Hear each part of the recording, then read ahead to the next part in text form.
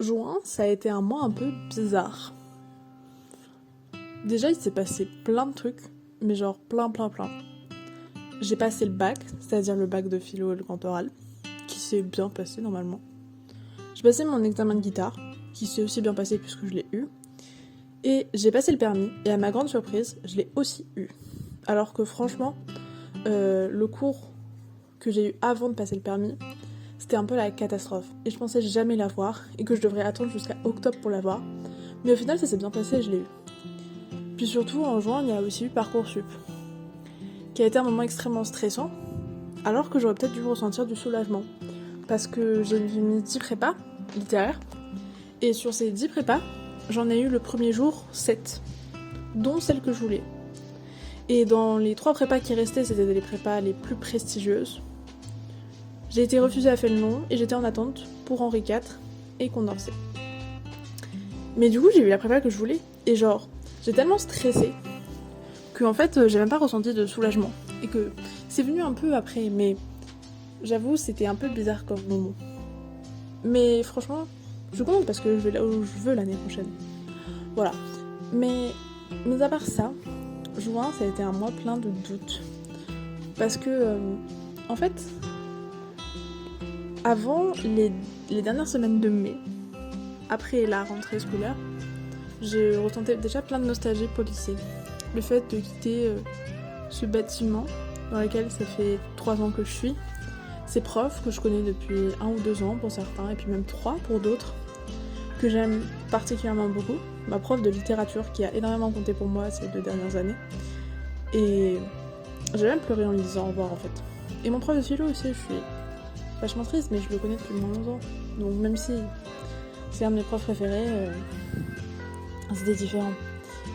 Donc il y avait ça, il y a aussi le fait de quitter des gens que je connais depuis 3 ans pour certains, et d'autres que je connais depuis la 6ème, depuis 7 ans. Et j'en connais même certains depuis genre le CM1, CM2.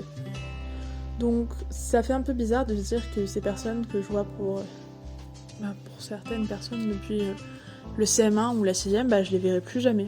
Enfin si, je les verrai peut-être, mais il y a peu de chance quoi. Donc à ce moment-là, en mai, je me sentais très nostalgique pour tout ça. Puis aussi, c'est la fin d'une étape, genre c'est la fin du lycée, c'est la fin de l'innocence, c'est un peu la dernière fois que tu peux vivre en toute innocence chez tes parents. Après, moi, même si je vais rentrer chaque week-end de l'année prochaine et l'année d'après à cause de l'internat, ce sera plus la même chose, quoi. Et genre ça, c'est un peu dur à dire, et du coup, j'ai des nostalgiques pour toutes ces choses. Sauf qu'en fait, début juin... pour les dernières semaines de lycée, en fait, cette nostalgie, je la ressentais plus du tout. Et c'est une bonne chose, parce que du coup, je quittais le lycée pas trop triste, en fait. Parce que, en fait, ces dernières semaines, j'ai eu beaucoup de...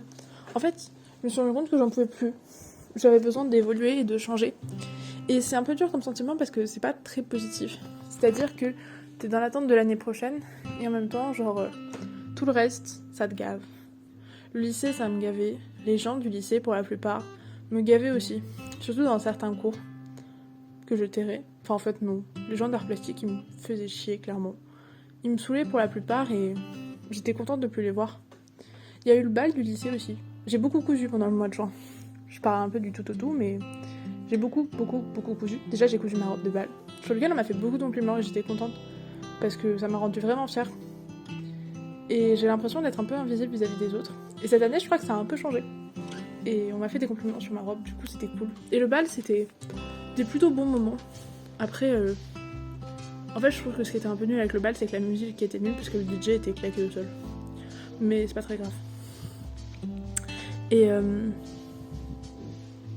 du coup, juin, c'est un mois qui a commencé bizarrement, parce que je sentais plus cette nostalgie et j'étais contente.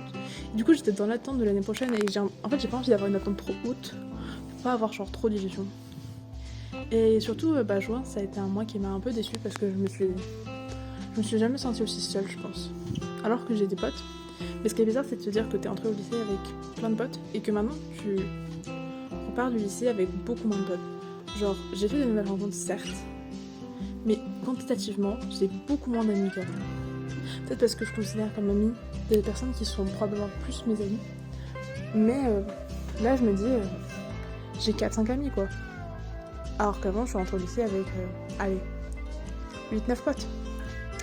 Donc c'est un peu bizarre et je me sens un peu seule, surtout que le mois de juin a été ponctué par des déceptions amicales par ses amis qui m'ont fait me sentir encore plus seule et qui ont fait que je doute de ces amitiés qui sont pourtant très chères à mon cœur. Et j'ai pas envie de m'étaler, enfin si, mais en gros c'est un peu compliqué de se dire, de partir de lycée, de se dire c'est quoi l'amitié au final. Est-ce que ces amis sont vraiment mes amis et est-ce que l'année prochaine je vais garder contact avec eux. Alors que je veux dire, il y a des personnes qui m'ont déçue, je veux dire, la déception c'est parce qu'on n'est pas tous pareils et qu'on n'a pas tous les mêmes volontés et donc en fait je leur en veux même pas vraiment. Mais j'avoue, j'ai eu des déceptions amicales pendant le mois de juin qui fait que du coup c'est un mois de doute beaucoup, je dirais, juin. Et je me sens extrêmement seule là, actuellement parce que c'est un peu le début des vacances. Pour l'instant j'ai pas fait grand chose. Je vois une pote demain mais c'est un peu tout. Parce que tout le monde a un peu ses occupations et tout. Donc j'espère que la fin du mois de juin et le mois de juillet vont être un peu plus... je vais me sentir moins seule, mais pour l'instant c'est un peu dur comme sentiment. Du coup voilà. Bon, vous êtes posé sur ma table de cuisine. Bonjour, j'ai un peu une tête bizarre, mais c'est parce que je viens de me réveiller. Mais je viens de finir ce petit top et je vais essayer de vous le montrer le plus efficacement possible. Voilà, du coup je l'aime bien, genre... Non, franchement, c'est juste ce que je cherchais, genre au départ. En fait, j'ai eu la flemme d'en chercher sur Vinted. Et du coup, je suis allée chez Bershka en me disant, ils vont en avoir. Sauf que ça coûtait 7 balles pour genre 2 bouts de tissu. Du coup, j'en ai acheté, genre, je sais plus combien ça a coûté, mais vraiment pas cher. Et genre... Mais là, du coup, je suis dans une folie de coudre des petits tops. Du coup, je vais en coudre deux, un noir et un rose, parce que j'ai des restes de tissu. Du coup, let's go. Bienvenue dans cette vidéo. Donc bienvenue dans le vlog de juin. On est fin juin au moment où je tourne cette vidéo, on peut voir l'efficacité de ce vlog. Mais bon, c'est pas grave. Ce qui s'est passé, c'est que j'étais sûre d'avoir filmé un clip pour ce vlog où je parlais. C'est même plus que j'en suis sûre, je l'ai fait. Mais allez savoir où j'ai mis ce fichier, je sais pas trop. Donc, je l'ai perdu. C'est pour ça que j'ai fait une voix off, ou en tout cas que je vais faire une voix off pour le début du vlog. Donc là je suis en vacances enfin et je vais vous parler un peu de ce que j'ai fait ces derniers temps. Déjà, j'ai fini ce livre qui est Truly Devious de Maureen Johnson parce que à l'approche du bac je n'avais plus le temps de lire. Et en plus je lisais Manon Lescaut au début.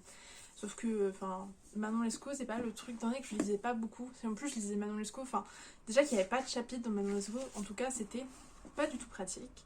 Et donc j'ai décidé de mettre en pause Manon Lescaut pour lire Truly Devious de Maureen Johnson, que d'ailleurs je trouve la couverture trop belle. C'est un murder mystery, donc en gros un policier en français. Et je vais vous faire un rapide résumé. On est dans une académie, Ellingham Academy, qui est genre en gros une école, un pensionnat pour des élèves, un peu l'élite, qui ont chacun un talent. Et on va suivre Stevie, qui son talent à elle, c'est le fait qu'elle résout et elle veut résoudre des meurtres et elle est passionnée par la résolution de meurtres et notamment celui de l'académie, c'est-à-dire que dans les années 1930, lorsque l'académie a été créée, en fait, il y a eu un kidnapping et un meurtre de 3 femmes, dont la femme est la fille du directeur de l'académie et du fondateur de l'académie. Et donc, ce kidnapping et ce meurtre n'ont jamais été élucidés. On ne sait toujours pas ce qui s'est réellement passé. Et donc on est longtemps après et Stevie arrive et a pour but de résoudre ce meurtre sur lequel elle est passionnée. Elle a tout lu dessus, elle sait absolument tout, tous les comptes rendus des interrogatoires, tout, elle a tout vu, tout lu, tous les livres. Et donc son but c'est de réussir là où tout le monde a échoué, c'est de résoudre ce meurtre. Évidemment il va y avoir un autre meurtre, sinon ce serait pas drôle. Et en gros c'est ce qui se passe dans le tome 1. Déjà j'ai adoré l'ambiance, genre vraiment c'est une ambiance assez Dark Academia, c'est un livre, je pense c'est un livre qu'on peut considérer comme Dark Academia.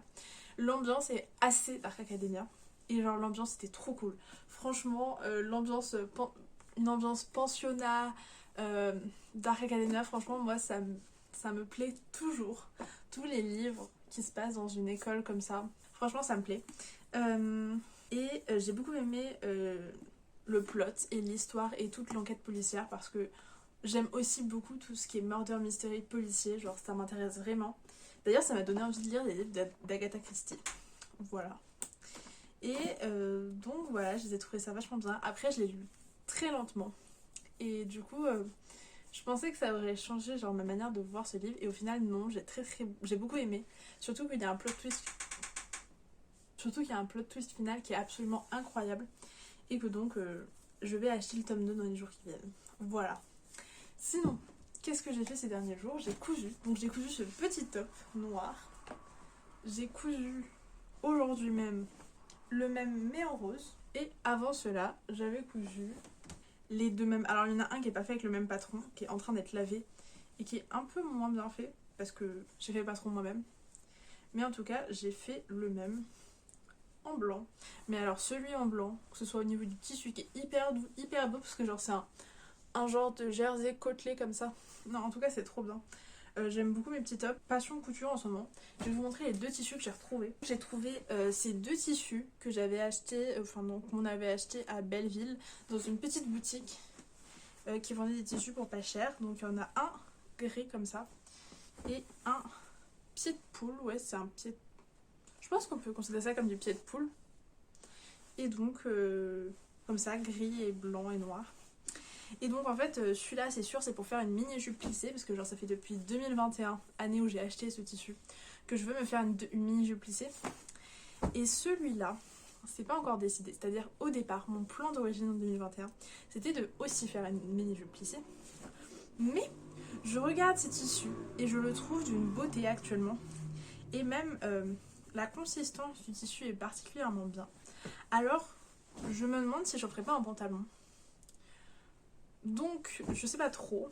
À savoir que j'ai un autre tissu, mais qui n'est pas dans ma chambre, mais qui est genre dans l'un des endroits où on a du tissu. Parce que avec ma mère, du coup, on coud et donc on a genre 27 endroits avec du tissu. Mais je sais pas si j'en fais un pantalon, à savoir que du coup, j'ai un autre tissu marron que je vais utiliser pour faire un pantalon. Donc, je vais voir si la jupe, comment ça rend. Et si ça rend vraiment bien, j'en ferai peut-être une avec, mais franchement, je suis pas sûre. Hein. C'est juste que je voulais me faire un pantalon uni, c'est pour ça que j'avais pensé au tissu marron. Mais après, là franchement, j'ai fait tous mes hauts, on est même pas, enfin genre on est même pas en juillet, donc je me dis que là je suis dans une telle ardeur de couture que je vais peut-être pouvoir coudre.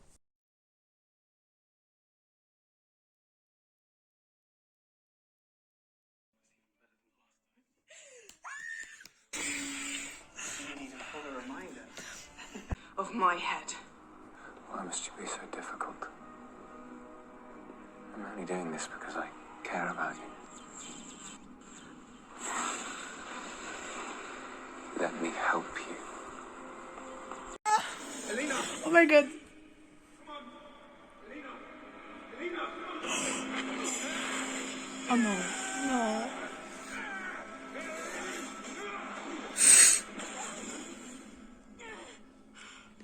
Sense now! I had him!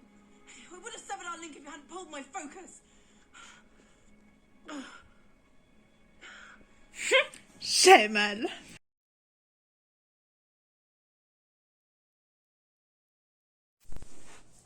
Salut, je viens faire une très courte conclusion pour ce vlog de juin parce qu'on est le 30 juin et que demain on est en juillet. Ce vlog aura donc été un peu bizarre et je vous avoue que autant le vlog de mai j'en suis extrêmement fière et je le trouve tellement bien, autant celui-là il est un peu étrange dans sa manière d'être et tout, et j'espère que vous l'aurez quand même apprécié. Après moi j'en suis pas spécialement contente, j'ai tenté de faire avec le peu que j'ai filmé et le peu, le mois de juin qui aura été en conclusion assez difficile. Alors non franchement il s'est passé un truc trop bien. Je sais que dans la première partie du vlog où donc il y a les images et que j'ai fait une voix off, je dis dedans que mes profs de l'année prochaine vont beaucoup me manquer, dont ma prof de littérature. J'ai dit que j'avais versé des larmes en la quittant parce que c'est ma meilleure prof, c'est ma prof préférée. Bon voilà, c'est un peu l'amour entre nous, mais bon. Et en gros ce qui s'est passé c'est que à elle et à mon prof de philosophie, j'ai voulu leur offrir un petit cadeau parce que du coup c'était mes profs préférés et ils étaient très importants pour moi. Et au lieu de me contenter de faire à manger genre des petits gâteaux et de leur offrir ces petits gâteaux, j'ai décidé de faire un cadeau un peu plus personnalisé et de leur offrir quelque chose qui leur correspondrait plus. Et cette chose, c'était des livres, puisque à mon prof de philo, je vais offert Le Chant d'Achille parce que on a beaucoup parlé de l'Iliade et de l'Odyssée en cours, du moins plusieurs fois. Donc je me suis dit que ça pouvait être une bonne découverte pour lui. Et ma professeure de lettres, je lui ai offert Circé. Du coup aussi de Madeleine Miller. Oui, je n'offre que du Madeleine Miller. Et du coup, donc j'ai offert un livre à ma prof de français.